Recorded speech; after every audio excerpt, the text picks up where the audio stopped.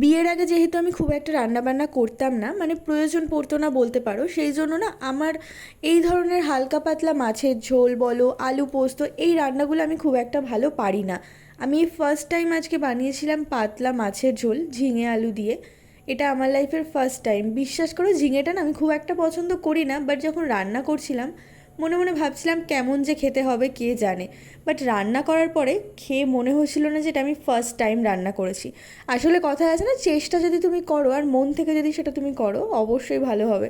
তো খাওয়ার পরে মনে হচ্ছিল যথেষ্ট ভালো রান্না করেছি আমি, মানে নিজের প্রতি নিজে একটা প্রাউড ফিল হচ্ছিল, আর কিছুই না।